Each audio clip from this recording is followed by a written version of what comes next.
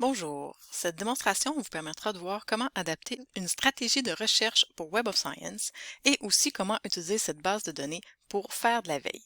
C'est une capsule qui a été développée principalement pour le cours CAP 7005, Traitement de l'information scientifique et technique, mais pourra aussi vous servir même si vous ne suivez pas ce cours. Pour faire ma démonstration, je vais utiliser l'exercice suivant. Donc ici, c'est une stratégie qui a été développée pour Compandex. Quelques petits rappels avant qu'on passe à l'adaptation. Donc, on a la recherche dans les champs ici, dans Compandex qui était Within Keyword. On voit ici, il y a déjà un petit indice que dans Web of Science, ce ne sera pas la même syntaxe. On voit aussi les troncatures pour trouver les différentes terminaisons d'un mot. Ici, on voit pour car et cars, on a utilisé le singulier et le pluriel parce que sinon, avec juste CAR troncature, ça nous faisait plusieurs mots qui n'avaient pas rapport avec les voitures. Si vous avez besoin de plus de détails sur la création de la stratégie elle-même dans Compandex, on a d'autres vidéos sur notre chaîne YouTube. Vous pouvez aller explorer ça. Donc ici, l'exercice lui-même, ça va être d'exécuter la stratégie dans Web of Science, donc une stratégie qui nous permet de trouver des articles et des publications sur un besoin d'information qui est lié au système d'antisomnolence au volant et ensuite de configurer une alerte de citation pour le document qui est le plus cité. Donc, pour exécuter la stratégie, c'est sûr qu'il faut aller dans Web of Science. Donc, l'accès se fait via la liste AZ des bases de données sur notre site Web. Quand vous arrivez dans Web of Science, c'est ce à quoi ça va ressembler. Donc, on voit ici Multidisciplinary Content. Ça, ce sera important un petit peu plus tard. Donc, Web of Science est une base de données multidisciplinaire.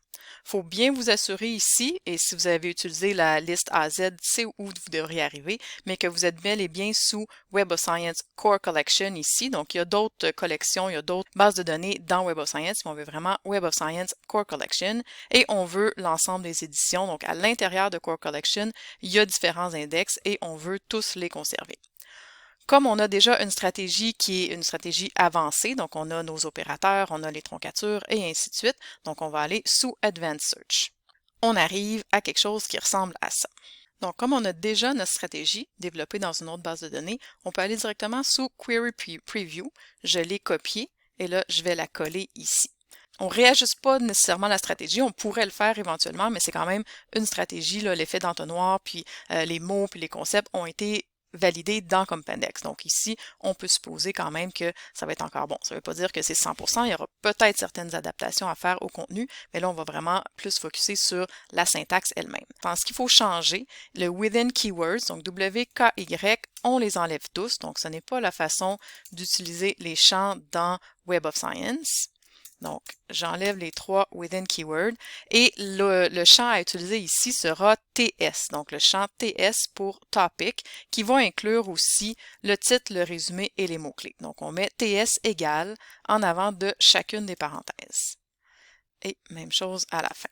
Ensuite, pour les années, il y a Add Date Range ici, mais on voit qu'il faut vraiment mettre des dates précises et ainsi de suite. Je trouve que c'est un petit peu plus compliqué. Donc, dans notre stratégie, on va rajouter AND et c'est le champ PY pour Publication Year. Donc, PY égale, on veut 2010 à 2021. Donc, on a changé le TS égal, le within keyword est devenu TS égal, les troncatures restent pareilles, les parenthèses restent pareilles, et on fait juste ajouter PY de 2010 à 2021 avec le petit tiret. Une dernière chose avant d'exécuter la recherche, on va aller sous More Options ici. En fait, il y en a seulement une pour l'instant, donc la base de l'interface est encore relativement nouveau. Il a été lancé en juillet 2021. Donc, on veut une exact search. Donc, on veut mettre le petit bouton ici à on parce qu'on veut que ça cherche exactement ce qu'on a écrit. Si on le laisse à off comme ça va trouver différentes terminaisons pour nous. Et on veut pas ça. Ici, on a mis les troncatures pour forcer la recherche de différentes terminaisons. Donc, on met exact search à on en cliquant sur le petit bouton qui est là. Et là, on clique sur search. Donc, on voit ici qu'on a 2275 résultats. On a dit tantôt que c'était une base de données multidisciplinaire, donc il faut garder ça en tête et la première étape à faire est d'aller vérifier les différentes catégories. Donc ici, les Web of Science categories, il y en a vraiment beaucoup, donc c'est long, ça peut être long. Quand c'est votre sujet, c'est beaucoup plus facile de savoir lesquels vont être vraiment applicables à ce que vous voulez faire. Ici, on a fait un petit peu par exprès pour prendre un sujet qui va dans différentes catégories et qui peut être traité de différentes façons. Donc, on voit l'idée de neurosciences, de clinical neurology, donc qui amènerait plus l'aspect physiologique ou de pourquoi les gens tombent endormis au volant, qui n'est pas ce qu'on veut. Donc, nous, on voulait vraiment le système lui-même qui serait mis dans les voitures. Donc, on va choisir les catégories qui peuvent être intéressantes pour nous. Donc, génie électrique, bien sûr, l'informatique, différents types en informatique, télécommunication, oui, le système lui-même, ben, il peut communiquer à l'extérieur, donc c'est des catégories qui peuvent quand même être assez générales. Le transport, oui, donc, et ainsi de suite. Alors, je passerai pas à travers la liste, je pense que vous comprenez le principe, et là, quand c'est votre sujet, faut passer à travers la liste. Donc, vous sélectionnez les catégories qui peuvent s'appliquer et vous cliquez Refine. À noter qu'il arrive souvent qu'il y a plusieurs catégories qui sont attribuées à chacun des articles. Donc, ça peut se recouper à ce niveau-là. Alors, je clique Refine et bien sûr, ben, on en a moins qu'on en avait, donc on a 1025 résultats. J'ai pas sélectionné toutes les catégories applicables, donc il y en aurait peut-être plus pour vrai, mais encore, quand c'est votre sujet, vous regardez bien l'ensemble des catégories. Et là, on va avoir vraiment des choses sur des systèmes eux-mêmes et non pas sur l'aspect plus physiologique ou neurologique de tomber endormi au volant. Ensuite, comme l'exercice nous demandait de trouver l'article qui est le plus cité, donc on a un tri ici. Alors moi, initialement, c'était trié par date, qui n'est pas ce qu'on veut. Donc on clique sur la petite flèche et on va voir trier par citation. Donc citation avec le plus grand nombre en premier. Donc, l'exercice demandait ça, ça ne veut pas dire que pour vous, c'est absolument ce qui va être utile d'avoir absolument l'article qui est le plus cité. C'est sûr qu'un article qui est beaucoup cité va donner une certaine information, va dire que oui, ça a été réutilisé très souvent, mais il y a peut-être d'autres articles qui sont très récents et qui sont aussi très, très intéressants pour vous, ou est-ce que ça va aussi être intéressant d'avoir une alerte de citation. Donc ici, c'était ça l'objectif, c'était de développer, de créer une alerte de citation. Alors, on ouvre l'article qui est le plus cité. Donc, on voit, si on le regarde plus en détail, on voit que c'est peut-être pas exactement le sujet qu'on cherchait. Donc, peut-être que pour les besoins de la cause, quand c'est votre sujet, assurez-vous que c'est quand même quelque chose qui vous intéresse, même si c'est le plus cité. Des fois, les mots ne sont pas nécessairement utilisés de la façon qu'on veut, mais peu importe l'article, donc, ou les articles, des fois, vous allez faire ça avec plusieurs articles, ben c'est ici, sous Create Citation Alert, que vous allez pouvoir créer une alerte de citation.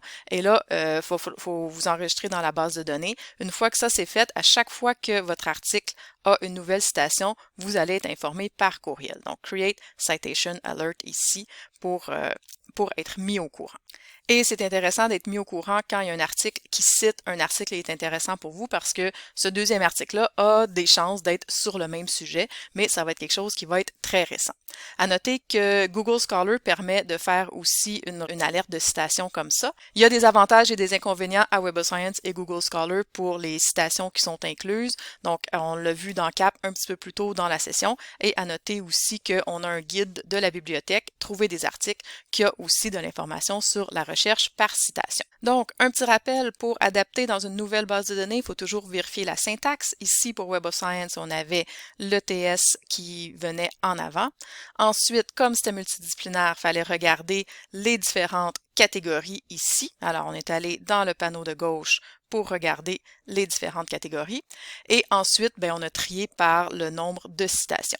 Si jamais vous utilisez une autre base de données, ben, ce sera à regarder c'est quoi la syntaxe, est-ce que c'est les mêmes opérateurs, est-ce que c'est les mêmes, est-ce que la troncature c'est aussi un astérix, et ainsi de suite. Il est toujours possible de nous contacter pour vous aider à explorer des nouvelles bases de données pour voir c'est quoi les adaptations qui sont à faire. Et de suivre les citations, ben, ça permet de faire une bonne veille, de regarder les articles plus récents qui sortent sur un sujet donné. Si vous avez des questions sur Web of Science ou les alertes de citation, n'hésitez pas à contacter votre bibliothécaire formateur.